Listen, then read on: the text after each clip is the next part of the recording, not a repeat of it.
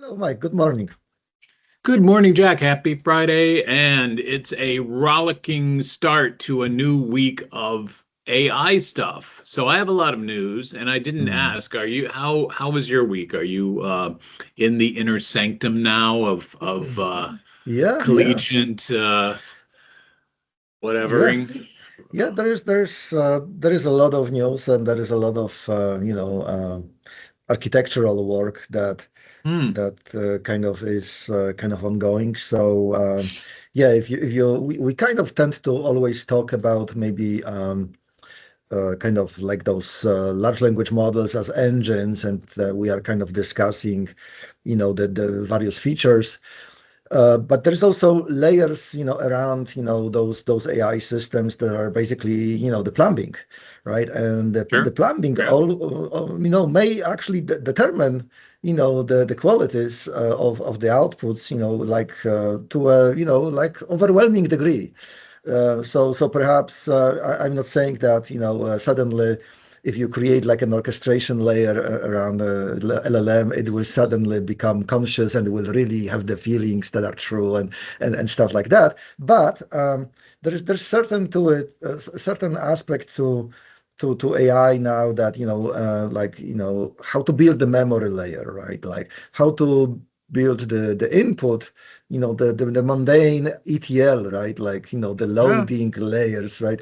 And they really predetermine a lot of the outcomes to a very large degree. Well, you hit one nail right on the head, which is I thought this was the case, and it is not. My students are working in teams and they're using Notebook LM for a RAG solution. Okay, so Mm, have we lost all our audience now? But the idea is that, here's sort of a collaborative environment where you're using the LLM to look at some data.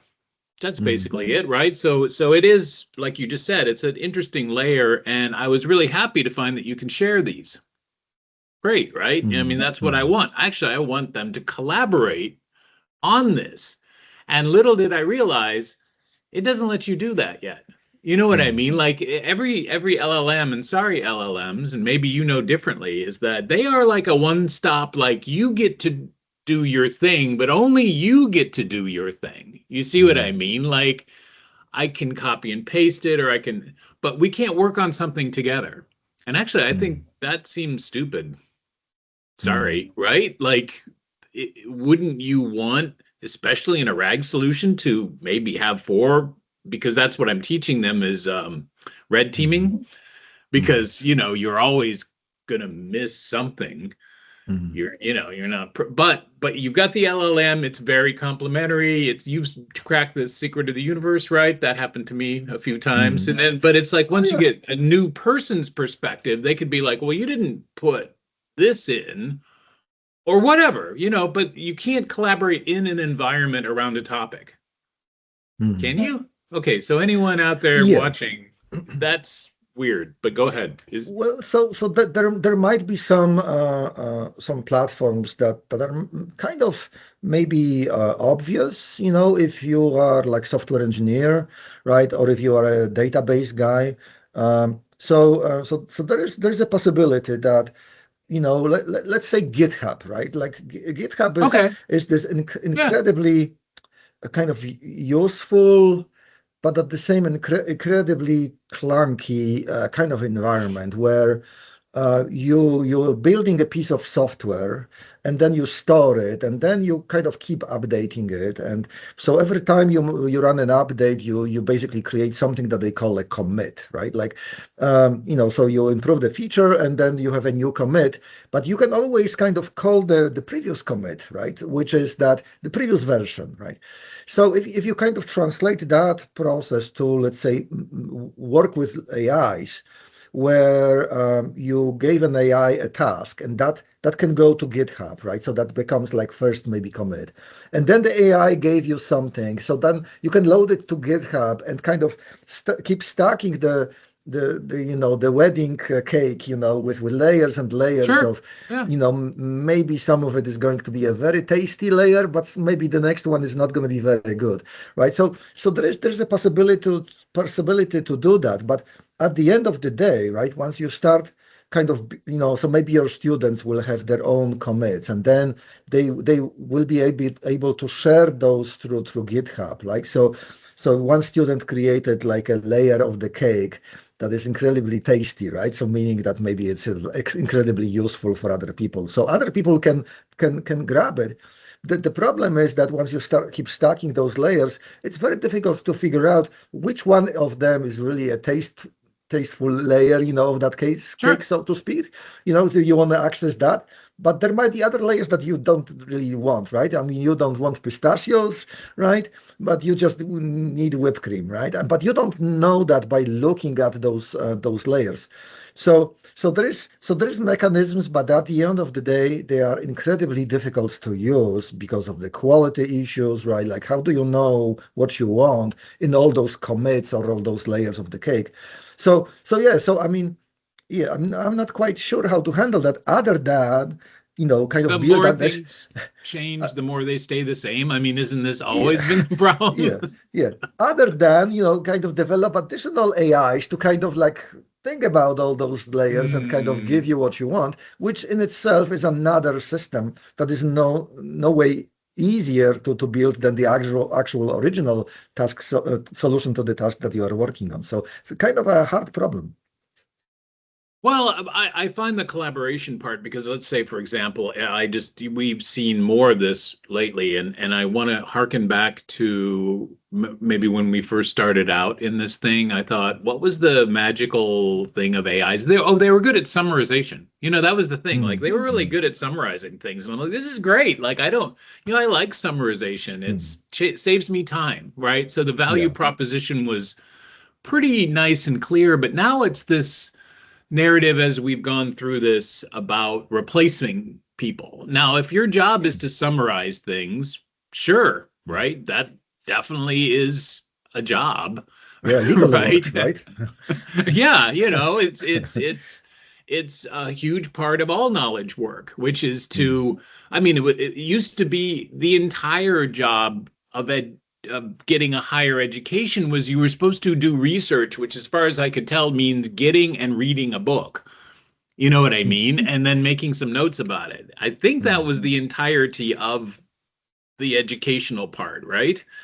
Maybe you'd have books recommended to you, but most normally you would try to seek out peers in something that you thought you could, you know what I mean? You had to kind of like you just said, do a lot of quality stuff, because you don't want to just sit there and say, my God, I finally figured out that energy is just mass times the speed of light. You know what I mean? You don't want to recreate something that everybody's like, yeah, I already know that, right? You're way off base in terms of getting a doctorate, or in a sense being trustworthy. Hey, didn't you? Everybody knows that, the sky is blue or something like that. Anyway, I'm just trying to say that the going out and finding and reading and summarizing information was education at a higher level, right? Yeah. Well, yeah, absolutely. Yeah. I mean, the digestion. I mean, it's kind of more than just summarization, right? I mean, it's the research or being able to kind of like operate within the domain with certain kind of capability to be creative or to be selectively accurate, right, on tasks. That's kind of something that, if you think about it, takes a long time. And those books that you are reading, they are in a way summaries, right? So those papers that you read, they are in a way kind of like extracted pieces of the knowledge from a domain that now AI is doing, also for us. But I'm not sure how I feel about it. Like, am I benefiting more, from maybe a 2-page summary of a book, right? Or do I benefit more by just reading the book maybe more than once, and then have a kind of like a moment to actually think about it, right? I'm not sure, but I have a feeling that still, digesting longer pieces of text for a human is more beneficial than digesting AI-driven summaries, even if they are like superb.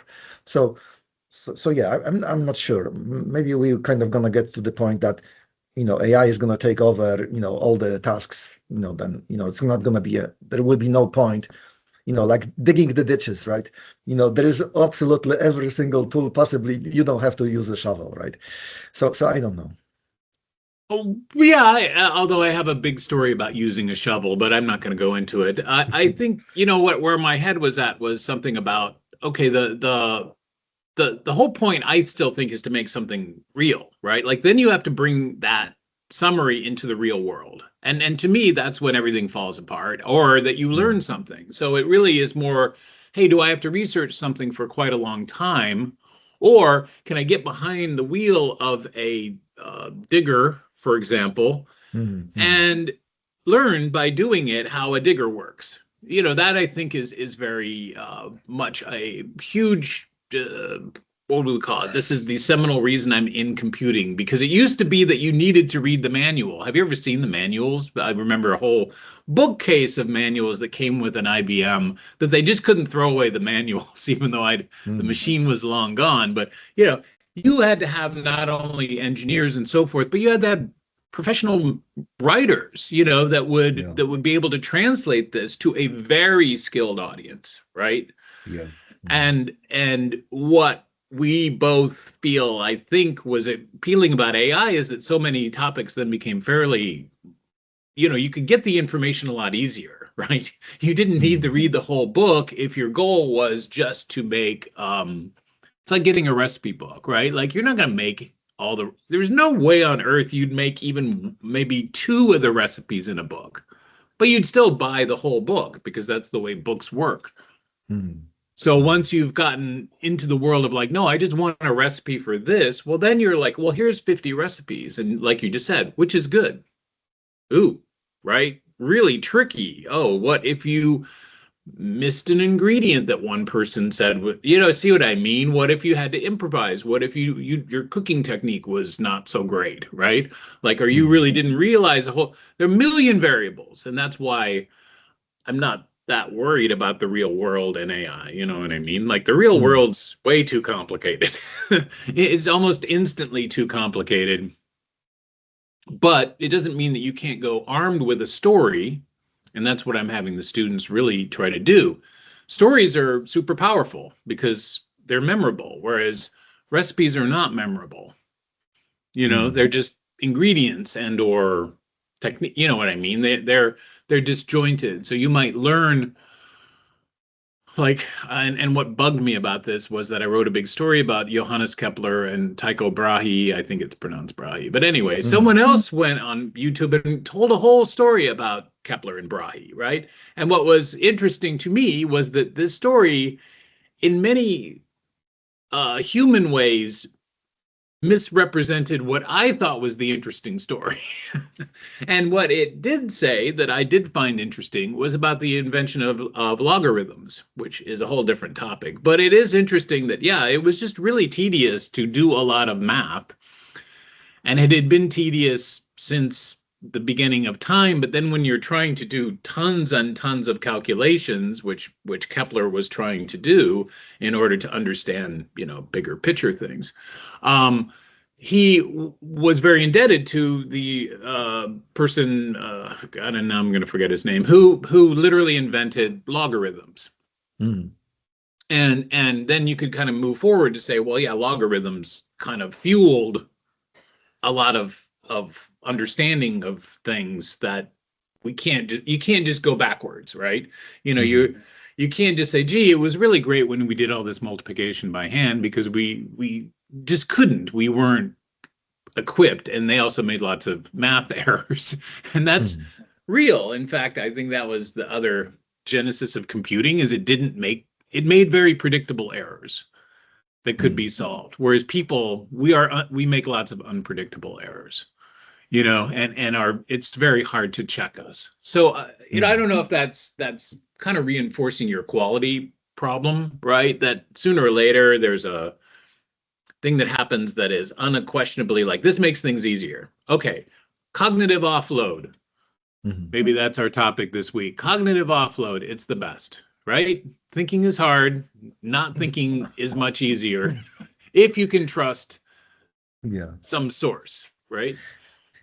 Yeah, I mean, yeah, the story, about logarithms is perfect. I mean, I have a very personal feeling towards, logarithms and a lot of other things that I was learning about math, Hmm. which is that basically, probably, from the, maybe middle school where they introduced logs up until, my graduate programs that were very math heavy, I was not really thinking about, like those things like logarithms, like why they are useful, right? Like why they were invented. It was just always a mechanical tool to stick into a differential equation or whatever to get rid of exponents, like kind of like reverse, kind of like Yeah, being make it able to show. simpler. That's the Yeah, whole point. You need to simplify. It's too hard. It's too yeah, complicated. exactly, right. So even, after maybe a decade of studies, I still didn't understand really what logarithms are for. It was just simply a mechanical tool to apply.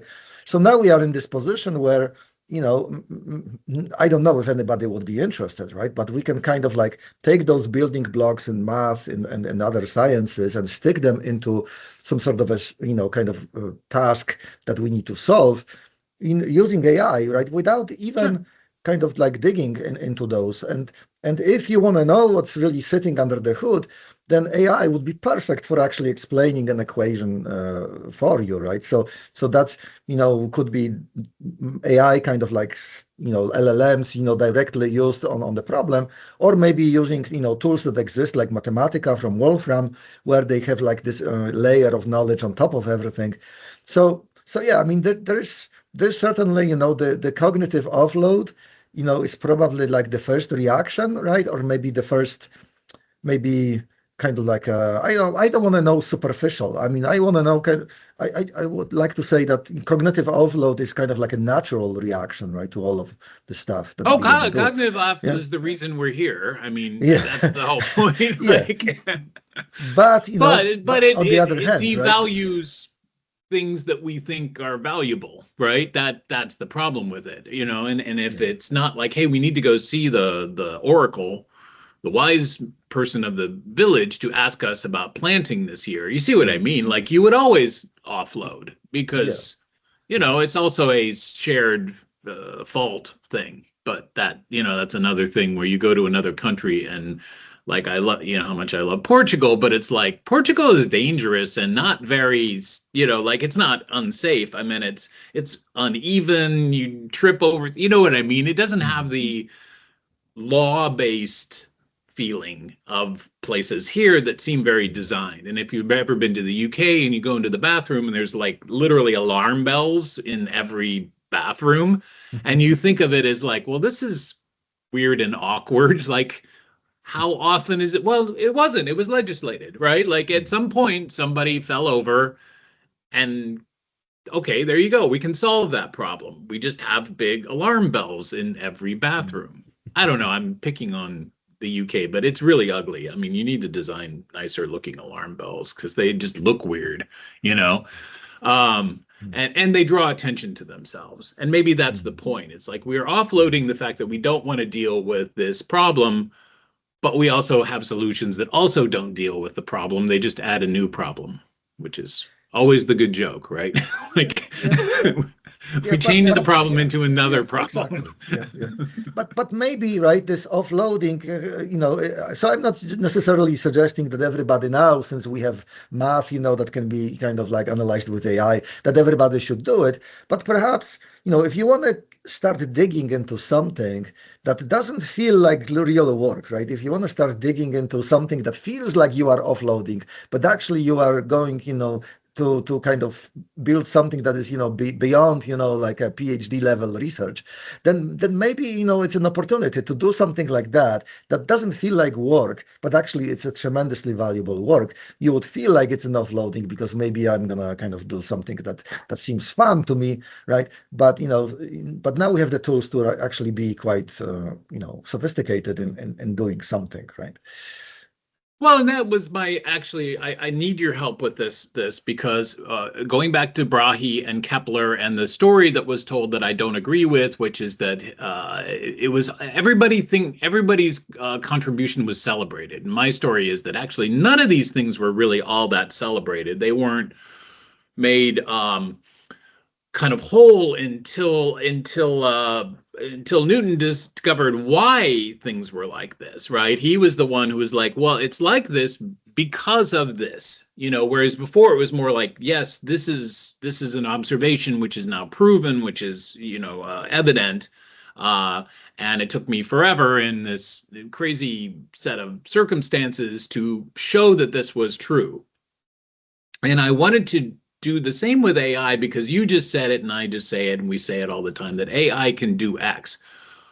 Let's go to Hinton because the point is that I think there's another hero and villain story in this whole narrative, right? Like there's the one person that was in the right place at the right time and had the charisma to kind of become the poster child. And maybe this could be Sam Altman or I don't know, any of these guys beats me because there's figureheads and then there's engineers, right? So there's the guy who got super rich off of the attention paper, but nobody else did, as far as I know. Well, I'm sure they're fine. Everybody's fine. You know what I mean, right? We're all.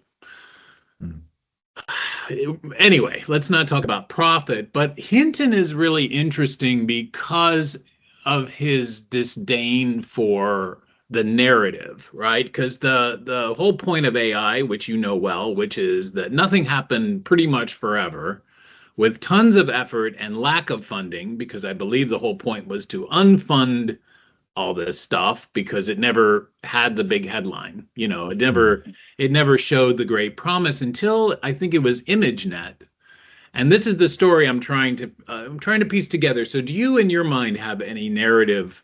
Like, because right now we just kind of said pretty easily that you can cognitively offload on anything reliably to this weird thing we just invented a couple years ago, and it's great. Okay, you'd think some skepticism was due, but no, everything on Earth is saying that the trillions being poured into this and everyone is going to be reframed by it, right? I don't see any dissonance to that narrative at all, right? That is, hey, we just cut 100,000 jobs because of AI. I mean, I saw that literally 3 days in a row.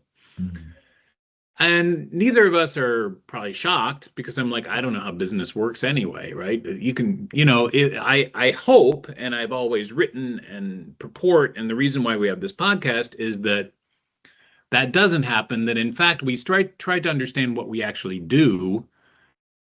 And that takes time and thought and actual human collaboration to understand how do things get decided, right? How do we shape strategy? Rather than it saying, hey, here are these people that all they do is they move this piece of paper from here to there, which I just saw the robot do, by the way. Everybody's got the little robot that's like, I can put this and make sure that the barcode is on the bottom.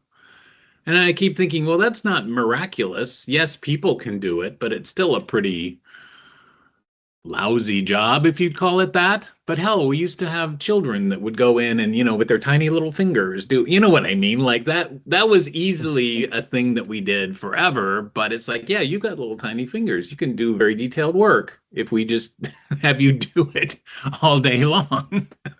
Anyway, sorry, but we don't want to do that. So we have machines, right? They're even more delicate. And I'm like, great, if your robot can look and grab and put whatever, I don't care. I'm not interested in robots. But when it comes to cognitive offloading and this narrative around Hinton, I'm sorry, that was a lot of setup. Do you have any Hinton stories? Because anyway, I don't know if he's a hero or a villain.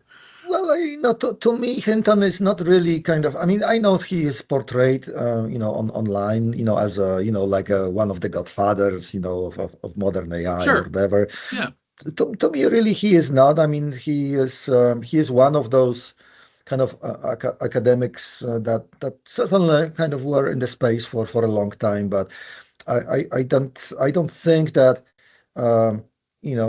his contributions I mean, let me put it this way. I read a lot more on John McCarthy and Marvin Minsky and Niels Nielsen, those guys who are kind of like, to me, had a lot of depth and breadth, in terms of like what they were talking about, regarding AI algorithms, like what is the theory of thinking, for Right. example. Yeah, no, this is about Minsky versus Hinton, actually, because I think Minsky is wrong. And Hinton was right, but not in the sort of way, like, you see what I mean? Like it actually is more complicated than that. But yeah. Yeah. So the Society of Mind that Minsky wrote is kind of a book that is really kind of covering a lot of, like an early. I like those books because they were really kind of looking at the toy problems that are really easy to kind of Sure. understand, right? So Hmm. there is certain algorithms that break down, and there is certain algorithms that have promise, but they're extremely complex, and they kind of dive into those things. So in a way. It's a very valuable contribution, no matter how you look at it, because if they are wrong, right, it's negative information is also very valuable information, right? Oh, So that's it's true. That's true. right. Well, except in humans, we're very easily persuaded for some reason and can do terrible things if left unchecked, right? Like your belief systems, and sorry, we're also I having my students understand how hard Bayesian updating is to actually do, right? Like convincing yourself of something based on new information is much harder than it sounds. Sorry, right? It might not be true when it says, "Hey, I got to choose between five different sun blocking creams." You know what I mean? Like, which should I buy? Well, okay, you could try one and never change. You see what I mean? And someone could have said, "You picked the wrong one. This other one far superior." And you know what I mean? It's like, and you'd be like, "Well, whatever." You know what I mean? We don't. I like this. I like the smell. Whatever, right? Like people could be in any way and are in every way not wanting to change their minds, right? That it's just the way it is. So yes, this idea that something different happens and someone says this and someone says that, and one person turns out to be correct. Well, I think that's a really big narrative within this space, right? Because AI wasn't a term thrown around randomly forever, right? We talked about processors and I don't know. I mean, what were the big things with computers? We needed to increase.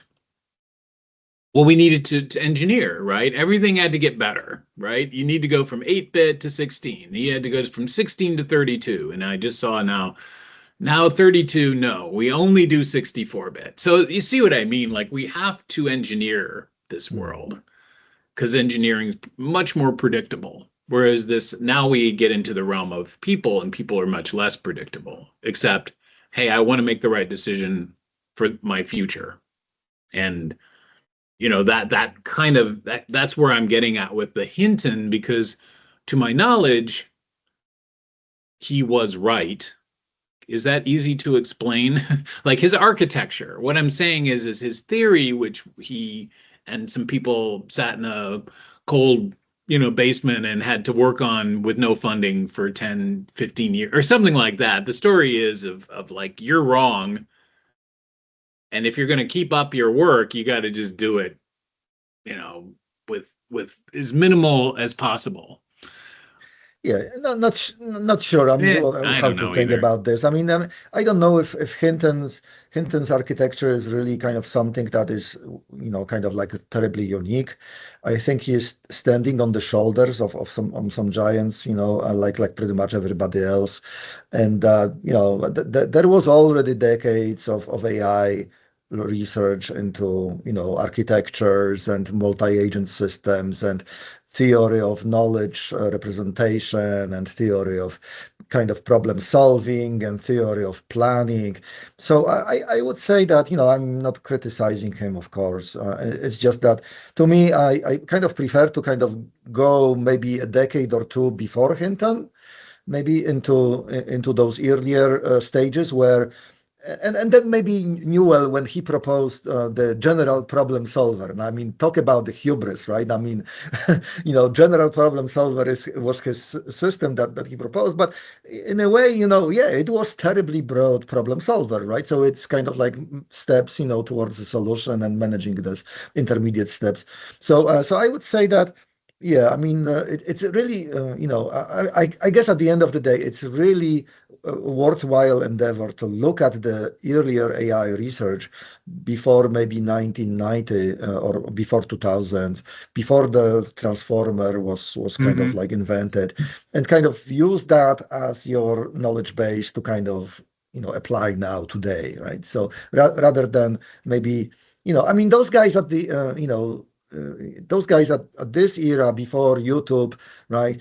When they were publishing and or they were talking about AI, they were not necessarily thinking about, oh, I need to kind of have a catchy phrase so that I'm gonna get, maximize my views on YouTube because there was no YouTube, right? And nobody was reading those papers except for the community that was in AI, right? So I'm not implying that Hinton now is kind of like trying to be, maximize his, YouTube account, income.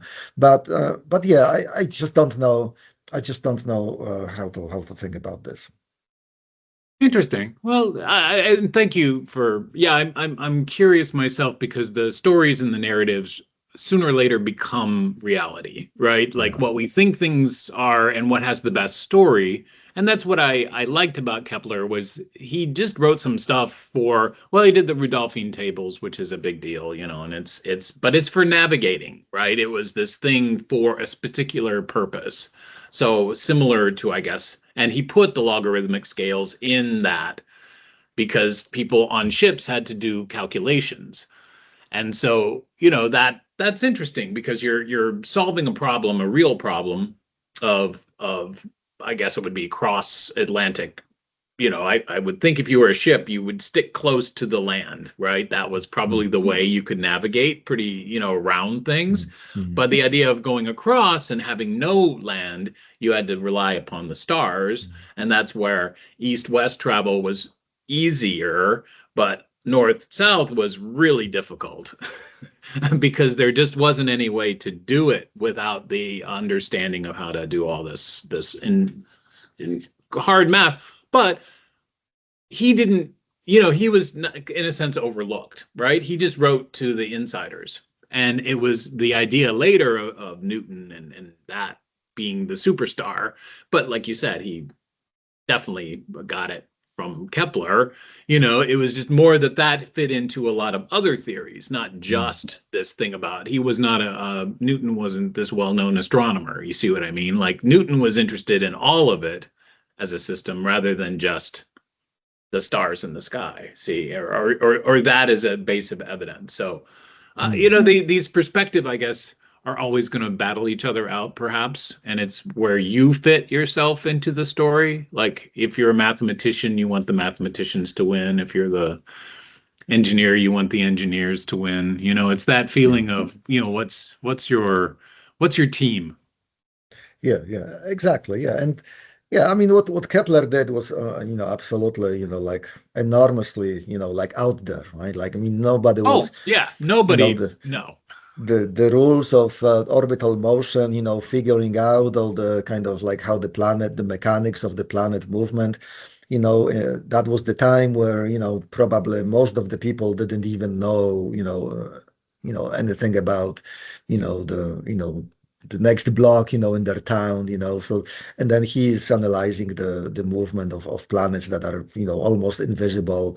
So it's almost as out there as coming up with the differential calculus, that other people came up with. So it's just an enormous jump comparing to what we've got right now. Like all the knowledge of the whole civilization basically available, through the search engine.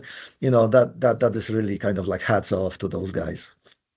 Well, I was actually not to contradict you at all, but just because it's the fun of talking about it is what was really amazing about that time. They were really into the stars. In fact, everybody with any influence whatsoever almost had a daily horoscope because that's where it came from. Like this was the position of the stars and the position of all these things were to dictate that their activities in life. Now I'm also going to go back, and this was for 15, 16, 1500, I don't know. I'm a little rough around that time, but a long time ago, 1600, a long time. But you go back way before that, you have the I Ching, which I still think is like way up there, because this, in a sense, is a log of every action someone can do and why and what the outcomes are. Like they kind of codified to me like human choice to put it all into 64 hexagrams, which then you just, roll the dice basically, and you find out what you should do. I mean, that's the whole point is we want to, and the point of my class is to be a predictor, right? How do you predict the future? That's the thing. And I think it's interesting now because as an engineer, we just said, you make things a little bit better. Okay. Yeah.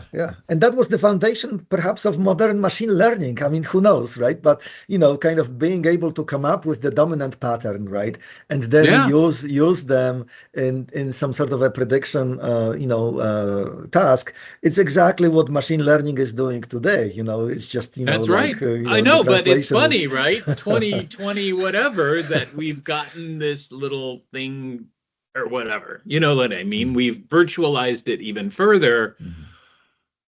Good for us. But I also was looking the other day. Speaking of models, because models are fun. I want to do a shout out, and you might like this too. I don't know how often you just use general purpose LLMs, but there's a thing called Arena AI. Arena AI. I don't know. It's a website. It's an app. I don't know what it is. But what it does that I find really helpful, as we've spoken about earlier, is the problem I think of the collapse, the dimensional collapse that happens with long conversations with AI, right? That it gets more and more brittle, right? And usually more and more complementary, and I don't know, it just gets into its thing. Arena, you give a prompt, and it actually goes to two different engines at random, and most of these are what do you call it? New models, experimental models, whatever. And it has them both do it, and it's sort of a contest, and you decide which one is better. And then you can continue to have your conversation, but it continues to go to different models. So that it all kind of becomes one shots, but it also is a really fun way to see how you can frame things differently, and that each tone, I guess you could call it, makes a difference in how well you understand or accept an LLM's output. I thought it was fun. And so fun, right? Number two is I got an image creation tool. And what makes it even more fun I think from your perspective, perhaps, is the models. So boy, are there a lot of models, because this is the Minsky, this is the problem. Is like, how do you have enough data to have a reasonable output? And so these models, these are primarily image models. What happens is when you get into the hundreds of models that you could choose, is some models are only trained on D&D figurines. And that's what I thought was interesting, right? Like, yeah, I need a D&D figurine. Why wouldn't you want a model that's solely trained on D&D figurines? Exactly.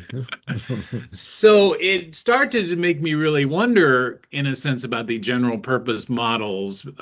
Even that is I guess it's too big of a topic, right? But I still think that we're kind of maxed, right? The general purpose model just can't get better. Sorry, engineers, but I don't know. They keep saying it will. There's always a lot of hype around this stuff, right? But I still think it's hard to quantify all possibilities into a model. I don't know if that, anyway, maybe that's nothing. Well, what we are seeing is probably architectural changes of those models, where they are not monolithic by any means. They are kind of like adding modules kind of internally, so that the outcomes kind of look different. Maybe similar to what is happening with the human brain, right? Like, we know that there is regions in the human brain that are kind of responsible for certain tasks. Some of them are kind of modulation style tasks. Some of them are reasoning style tasks. So I think that is, I think the ghost might emerge actually from all those modifications, because I think we are going in the direction of a human brain architecture, like very broadly speaking. I think the only kind of like difference at the moment is the interconnection limitation. Our human brain, neurons in human brains are interconnected much more heavily than the neurons in LLMs, right? But this will be kind of changing probably and kind of keep increasing. So we might very quickly, or maybe we are already there, kind of like out. Have a higher number of neurons in the LLM than the number in human brain, right? But the interconnection and the kind of modularity is gonna keep evolving, and the funny thing is that they're gonna be using LLMs to actually redesign or build the new architecture. So there's gonna be this flywheel that is going to be increasing. So I think that maybe on a certain level you are right that like, hey, I mean, it's not like you're gonna have like an LLM that is going to be speak to you like in English that is 10 times better than Shakespeare's English, or maybe, right? I mean, even if that happens, we will not be able to figure it out like, hey, is it 10 times better, right? But still, I think that the capabilities will still improve. We see that in the cybersecurity field right now, right? Like, hey, Mythos and GPT 5.5, they are finding bugs in code that was decades old, that was open sourced, and there is like millions of people that looked at this code and still weren't able to maybe find those problems that the AI now is finding. So that's significant, and maybe at some point we're gonna kind of like saturate the whole thing, and we are no longer gonna be able to actually understand even what the AI is talking about. But still, that is. So maybe Hinton is right, like in that area. Like, hey, we're gonna move towards towards a space where the AI is gonna be so far out there that it's gonna be problematic for us. Whereas Minsky and McCarthy, they were kind of like more into the fundamental building blocks of the thought. And then maybe that's no longer relevant because those fundamental blocks are a long time ago digested into the AIs, and we don't have to look at those the same way. Like we don't need to look at logarithms anymore. So maybe there is something to Hinton's point.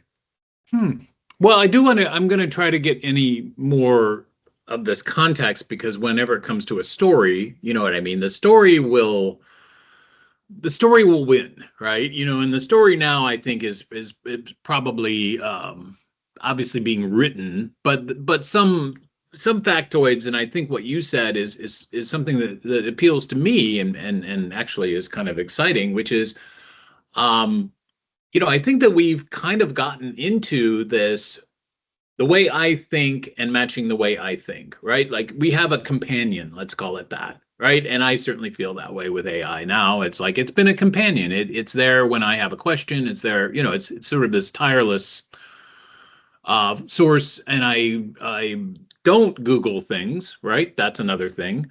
And even now I've got a new tool that I find really interesting, because when I'm talking, when I'm doing things to my thinking about things, it's all good, right? Whatever works, and sometimes it's fascinating and sometimes it's not.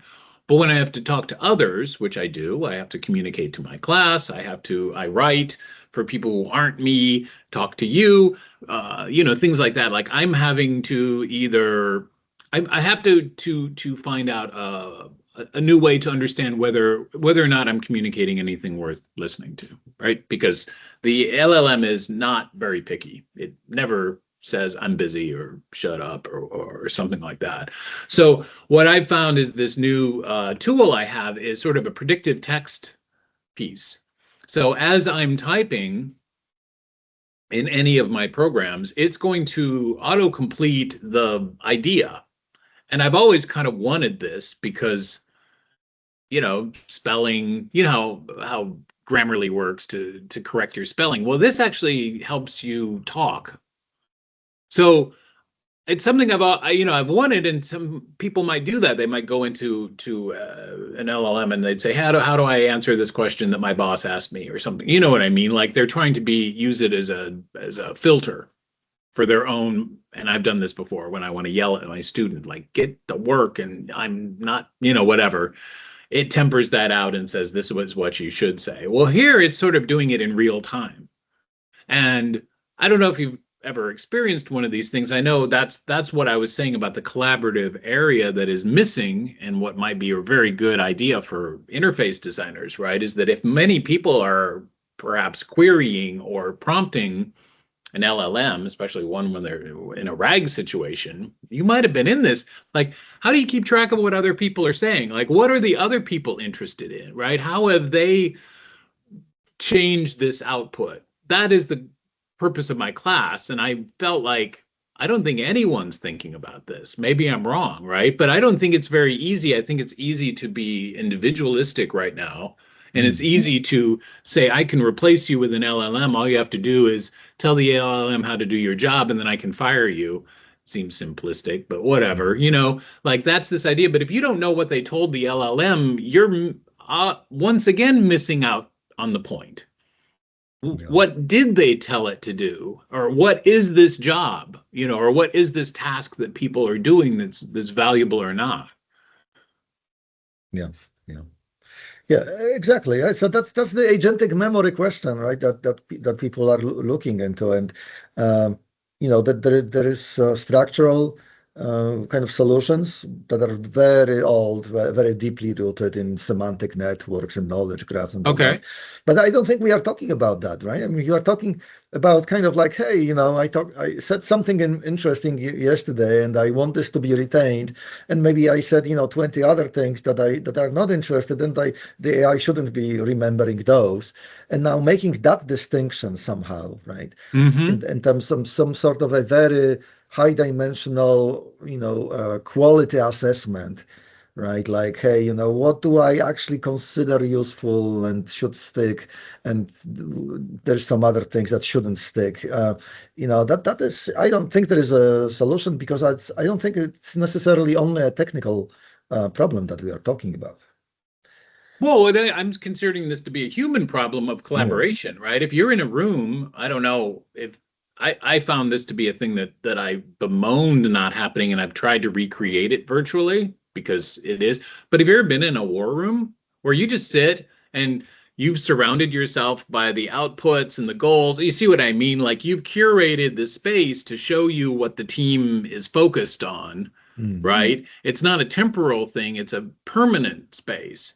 To me, I found those, I used to work in creative situations, right? And so it was really impactful because it would help you focus, even though you want to brainstorm and you know what I mean, you want to explore and play, but then this keeps you, hey, here's where we're at, here's where we're going. And I think that that's something that's not so hard to do personally, but to do it with a group is really hard. Everybody is just going to be thinking differently until they get into this space, and that space sometimes dictates how they can collaborate better. And now I'm thinking the same is true of LLMs. If we're using them, we need to use them together. Does that make sense? Which is what I hope they could have done using Notebook LM, but Google's like, no, everything to do with a prompting and output seems to be an individual task, not a shared task. Yeah. And maybe a solution to this will be not really kind of like on the kind of like agentic layer, but maybe let's not forget that LLMs right now are frozen, right? So our conversations, so those neural networks that perhaps are the best solution to solve the problem that we are talking about are not able to learn from our conversations, right? But this will change probably very quickly or very soon, where the AIs will stop being frozen and will be able to maybe on the local level, to kind of retain more and kind of digest more of our interactions, and then maybe you can have an LLM that will be kind of for your class. And it will have memory, and it will be basically like an additional professor, on the team, that will be able to think, kind of about the problem, will be able to remember what students said. So that might be the solution, right? Unfreezing the LLMs. Well, let's leave it at that because the other thing is training these things just does not seem trivial at all. Sorry. Well, Yeah. and maybe that's another like basis we should say is that yeah, the training of LLMs going back to Hinton and ImageNet or whatever. It's like, okay, here's a million classified pictures of dogs, not a million, probably more than that, so that this thing can know what a dog is. And it doesn't even know what a dog is, right? It knows what a bunch of pixels are, where in it the pixels represent a dog. So even worse, right? So it's abstraction upon abstraction upon abstraction, but due to transformers, it suddenly got better at this with less data, right? Like it didn't what more didn't equal more, which is just so maybe that's another engineering thing, right? Can I do this in less time with less energy? Does not seem to be a big calling card of the AI industry right now. It seems to be give me more energy, give me more CPUs, whatever, right? Like so I can train more models. We'll talk about it next time. Yeah. Have a Absolutely. wonderful weekend. And also next weekend or next week, Memorial Day. So, we'll have our holiday edition. Oh yeah, holiday edition. Yeah, very good. Is that a holiday? Anyway. All right, Jack, as always, thanks. Thanks for setting me straight. Yeah. Thank you, Mike. Yeah. Until next time. Cheers.